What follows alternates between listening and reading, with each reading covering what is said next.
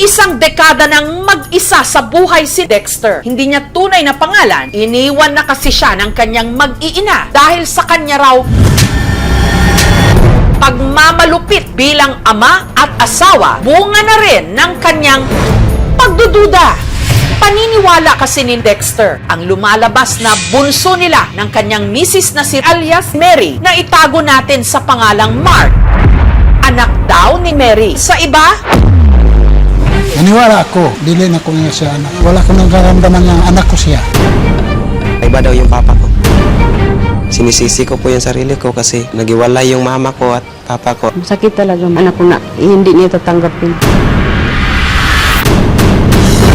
ang mahigit 1.5 dekadang palaisipan, mabibigyan na ngayon ng kalinawan ng DNA test.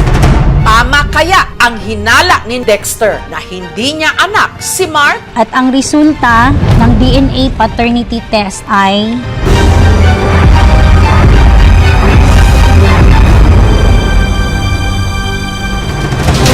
O isa lamang itong maling akala? Wala ko.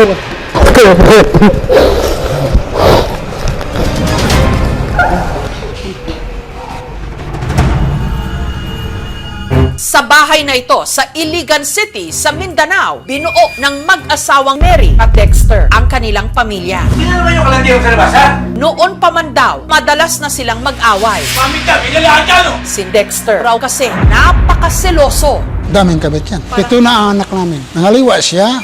Ang kanilang pagtatalo na uuwi raw sa pisikalan. Sinasaktan niya ako palagi. Napagbuhatan ko siya ng kamay, pero may rason ako.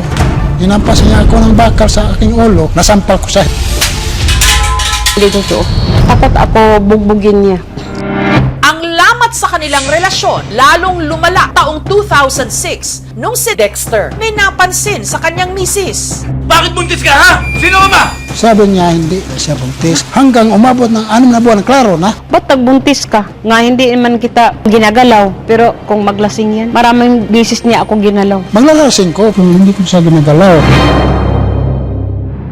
Ang pinaghihinalaan daw ni Dexter, Yung kapitbahay namin, amo ko sa labada. Kaya may isang bisis na umuwi ako, pagdating ko, nasalubong ko yung lalaki. Galing sa amin. Wala namang nangyari sa amin. Kasi yung mga anak ko lahat, isa lang ang ama. Araw-araw naman kami nagkasama doon naglalaba. Never kong nakita o pinagdudahan yung nanay ko na may lalaki. Kahit alam kong hindi akin ang bata, ginastosan ko yan. pero kahit daw nung isinilang na si Mark, si Dexter, wala pa rin daw naramdaman ditong lukso ng dugo. Ibang-iba ang bata sa aking mga anak. Iba siya sa naramdaman ko.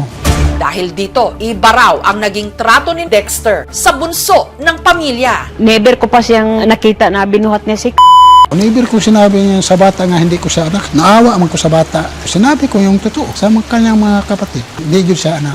Dahil hindi na raw matiis ni Mary ang pakikitungo ni Dexter sa anak, taong 2009, hiniwalayan niya ito at tumira sa ibang bayan kasama si Mark. Takot ako sa tatay nila baka o ano pang gawin.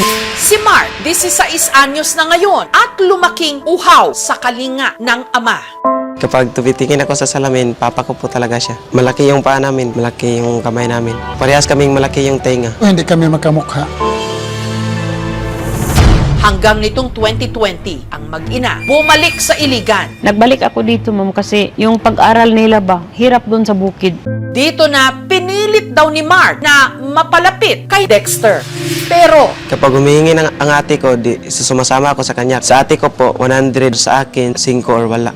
Binila niya ako ng damit, tapos yung kapatid ko ay hindi niya sinasama. Naawa ako sa kapatid ko. Sakit po, nainggit ako sa kapatid ko. Aminado ako na mas malaki ang ibigay ko kang kaysa sa kanya. Kung may pira ako, magkaparehas akong ibigay ko sa kanila. May mga times po na tinatanong ko po yung nanay ko na anak po ba ako ng papa ko. Sabi naman niya, oo.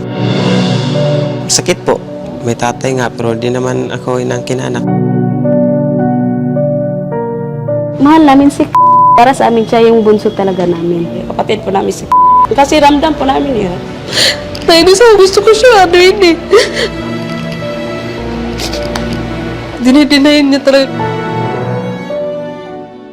Ang oras ni Mark, ibinuhos na lang niya sa paglilingkod sa simbahan. Nagdarasal ako tagagabi na sana matanggap ako ng bilang anak. Mahal ko po yung tatay ko at tinuturing ko po siya na tatay kahit di niya ako tinuturing na anak. Sa simbahan niya raw naramdaman ang kalinga ng isang magulang. Nung kanyang nakilala ang pamilya ni Irene, hindi niya tunay na pangalan na kumupkop sa kanya. Wala bang nag-aalaga? Kasi kaya sabi ko, dito ka na lang parang anak na. Masaya kasi doon kasi tinuturing nila akong anak. Pero si Mark nangungulila pa rin sa pagmamahal ng itinuturing niyang tunay na ama, si Dexter. At batid ng mag-iina na matutuldukan lang ang pagdududa ng kanilang padre de pamilya kapag napatunayan nilang mali ang kutob nito. Naniwala ako, dili na ko niya siya anak. Gusto kong ma-DNA si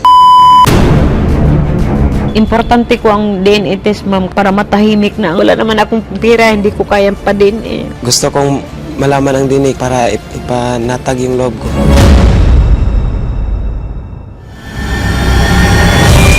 Kaya lumapit sila sa aming programa. Gusto ko pong ipa-DNA test yung kapatid ko, kaso wala po akong pambayad.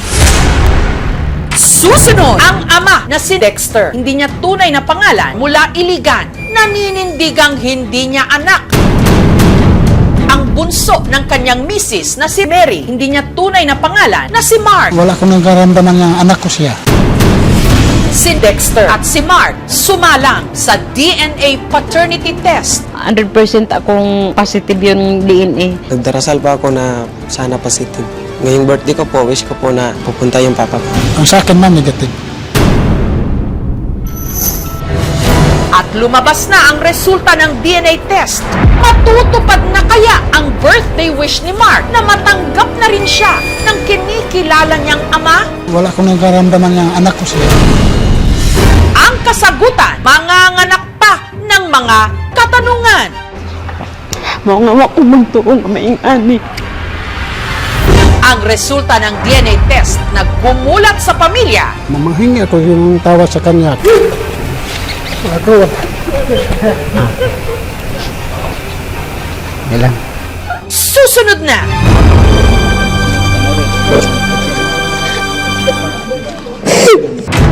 Ang ama na si Dexter, hindi niya tunay na pangalan mula Iligan. Naninindigang hindi niya anak.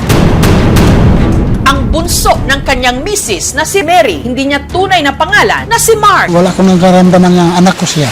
Ang suspecha niya, si Mark, anak daw ni Mary sa dati nitong amo. Hindi totoo. Wala namang nangyari sa amin. Yung mga anak ko lahat, isa lang ang ama nila. Kaya sina Dexter at Mark sumailalim sa DNA paternity test. Ginaid namin yung mag-ama on how to properly collect DNA samples through video conferencing. 100% akong positive yung DNA. Nagdarasal pa ako na sana positive. Ngayong birthday ko po, wish ko po na pupunta yung papa ko. Ang sa akin man, negative. Bago i-anunsyo ang resulta ng DNA test, nanalangin muna ang mag-anak sa simbahan. Kinausap din muna sila ng psychologist.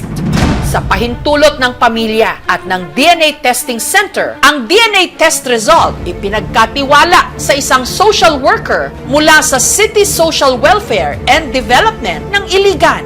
Kung ano man ang magiging result ng DNA test, we are here to guide you and to assist you. At ito na ang pinakahinintay ng lahat. At ang resulta ng DNA paternity test ay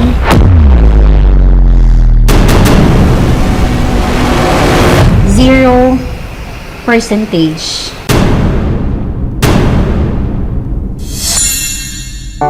Ibig sabihin, hindi magkadugo at hindi tunay na mag-ama at si Mang negative.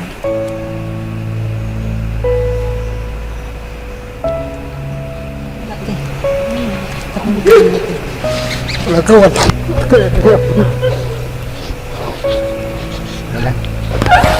Kadalo mo daan to. Kagapon.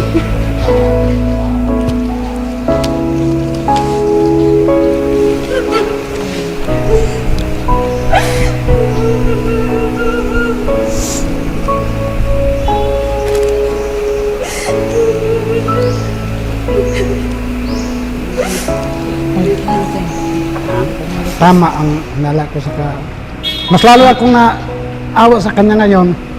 Ngayon nalaman ko na hindi siya akin. Masakit po. Kasi hindi ko naranasan ng mayroong ama.